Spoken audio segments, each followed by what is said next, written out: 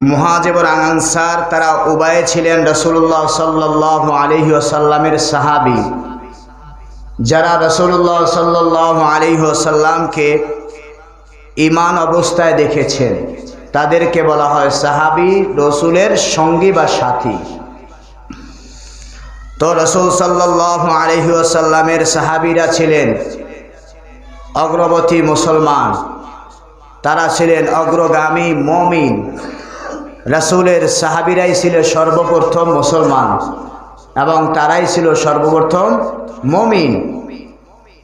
তো রাসূলুল্লাহ সাল্লাল্লাহু আলাইহি ওয়াসাল্লামের সাহাবীরা কেমন তারা মুমিন ছিলেন, কেমন মুসলমান ছিলেন, তাদের ঈমান কেমন ছিল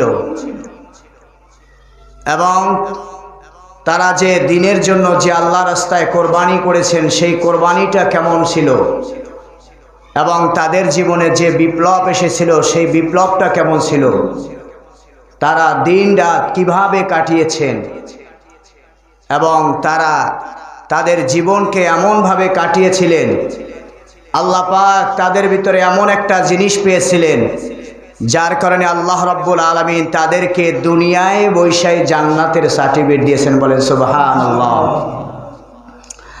আল্লাহ রাব্বুল আলামিন তাদের সম্পর্কে বলেছেন, রাদিয়াল্লাহু আনহুম ওয়া রাদু আন।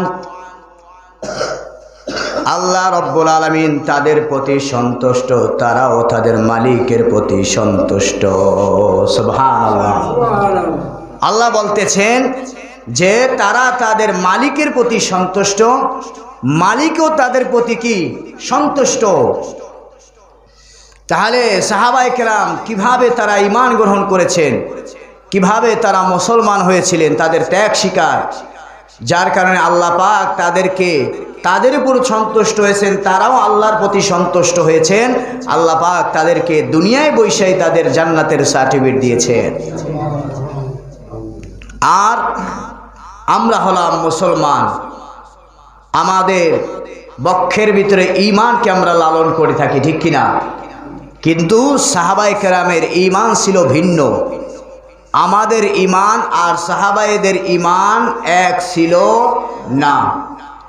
আমরা মুসলমানের ঘরে জন্মগ্রহণ করেছি, আমাদের মুসলমান নাম রেখেছেন, আমরা মুসলমান হয়ে গেছি নাকি? মুসলমানের ঘরে আসছি, মুসলমান নাম রেখেছে, এরপর আমরা মুসলমান হয়ে গেছি।